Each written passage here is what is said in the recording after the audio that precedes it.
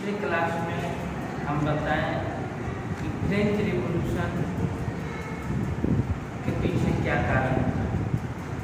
France में जो society था वह कितने भाग में बटा हुआ था और किस सोसाइटी के लोगों पर अत्याचार किया जा रहा था और क्यों उन लोग रिवॉल्यूशन के लिए तैयार हुए, इस पर चर्चा किए हैं। हम बताए थे कि फ्रेंच का जो सोसाइटी था वो 3 भागों में बटा हुआ था, फर्स्ट स्टेट, सेकंड स्टेट और थर्ड स्टेट। थर्ड स्टेट के लोग से क्लर्की भी टैक्स लिया करते थे, नोबिलिटी भी टैक्स लिया करते थे और गवर्नमेंट को तो टैक्स देना ही पड़ता।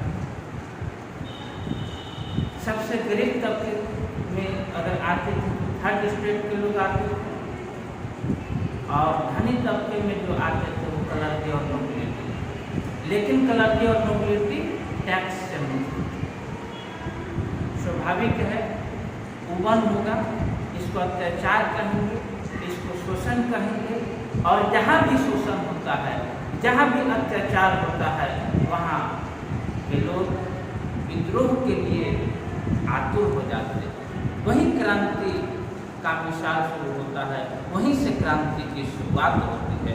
और ऐसा ही फ्रांस में जब अत्याचार अपनी सीमा को तोड़ दिया, अत्याचार की सीमा काफी बढ़ गई, करने और मरने पर लोग उतारू हो गए, परिणाम क्या हुआ? French revolution. इसके पीछे और भी कई कारण हैं। आज टॉपिक है स्ट्रगल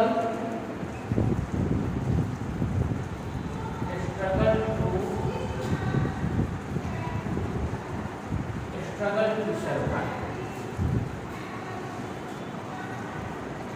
1715 में फ्रांस का पॉपुलेशन 23 मिलियन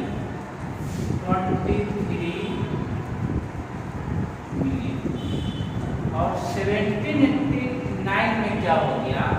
यह 28 मिलियन है। 28 मिलियन पॉपुलेशन में वृद्धि हुई, लेकिन इस अनुपात में ग्रेन प्रोडक्शन में वृद्धि नहीं। स्वाभाविक है, ब्रेड के लिए मारामारी शुरू हो गई, एक अनाज 100 बीमार वाली बात हो गई, अन्न की कमी हो गई, गरीब लोगों को सर्वाइव करना मुश्किल हो गया।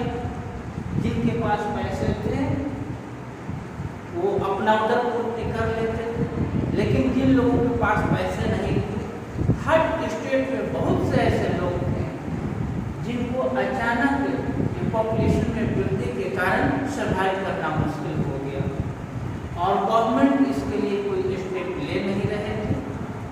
टैक्स पर टैक्स लाते जा रहे थे, नोबिलिटी को अलग टैक्स चाहिए, क्लर्की को अलग टैक्स चाहिए और इन लोगों को सर्वाइव करना मुश्किल है। दूसरी बात ये, बहुत सारे वर्कशॉप में काम करते थे, लेकिन उनका जो वेजेज होता था ऑनर निर्धारित करता था और एक बार वेजेज जो निर्धारित कर दिया जाता था फिर उसमें वृद्धि नहीं होती। प्राइस राइस इंक्रीज हो रहा है, लेकिन वेजेज में वृद्धि नहीं हो रही है। परिणाम, गरीब और अमीर के बीच की खाई बढ़ती जा रही है। गरीब गरीब होते जा रहे हैं, अमीर अमीर होते जा रहे हैं। जैसे जल में बड़ी मछली छोटी मछली को खा जाती है, उसी प्रकार अमीर लोग गरीब पर अत्याचार कर रहे हैं। नोबिलिटी की जब बात करें तो उनको फ्यूडल प्रिविलेज, इस प्रिविलेज में क्या था? पीजेंट्स को फ्री ऑफ कॉस्ट उनके यहाँ काम करना पड़ता था, उनके घर में, उनके फील्ड में काम करना पड़ता था, रोड बिल्डिंग्स में काम करना पड़ता था और बदले में उनको वेजेज नहीं दिया जाता। ये तो अत्याचार, ये तो शोषण है। इन कारणों से थर्ड स्टेट के लोगों को सर्वाइव करना काफी मुश्किल है। धीरे धीरे समय बदला, ज्ञान विज्ञान में प्रगति हुई, लोगों की सोचने और समझने की शक्ति में वृद्धि हुई, अत्याचार पर अत्याचार होता जा रहा था, रिजल्ट सामने नहीं, रिजल्ट तो यही हो रहा था कि स्थिति बद से बदतर हो रही थी। लेकिन समय परिवर्तन होता गया, प्रिंट कल्चर अपना पैर पसार चुका था। प्रिंट कल्चर के आने से लोगों में शिक्षा का प्रसार हुआ और थर्ड स्टेट के लोग जो शिक्षा से काफी दूर थे, जिनको शिक्षा किस चिड़िया का नाम था पता नहीं था, वो लोग भी शिक्षित वो लोग भी होने लगे और वो लोग व्यापार व्यवसाय में लग गए।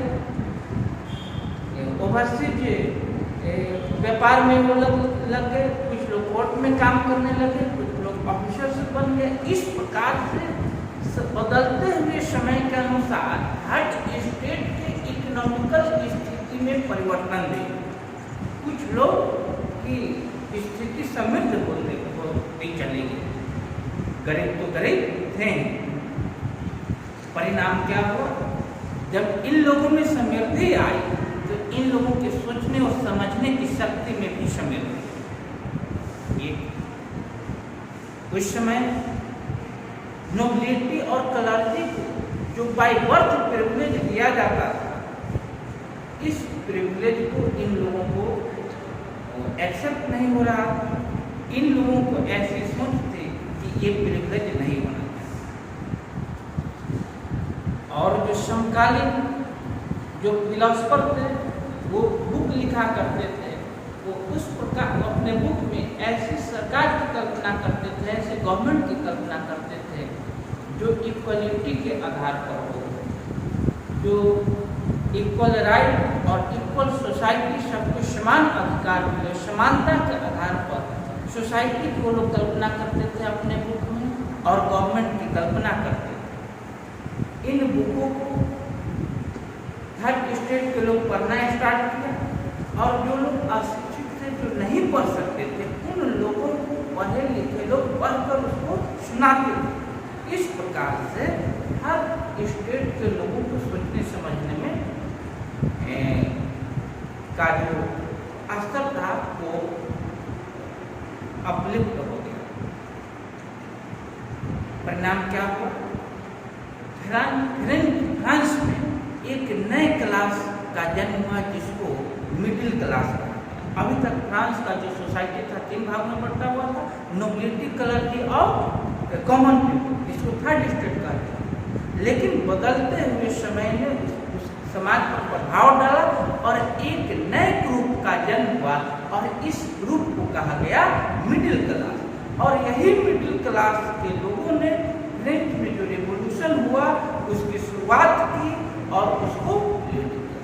इन्हीं मिडिल क्लास के लोगों ने ऐसे सरकार की कल्पना करने लगी, ऐसे गवर्नमेंट की कल्पना करने लगी जो जन कल्याण की बात करे, जन के विकास की बात करे, अपने विकास की बात नहीं करे, अमीर के विकास की बात नहीं करे, नोबिलिटी के विकास की बात नहीं करे, बल्कि कॉमन पीपल के विकास की बात करे, पूरे देश के विकास की बात करे।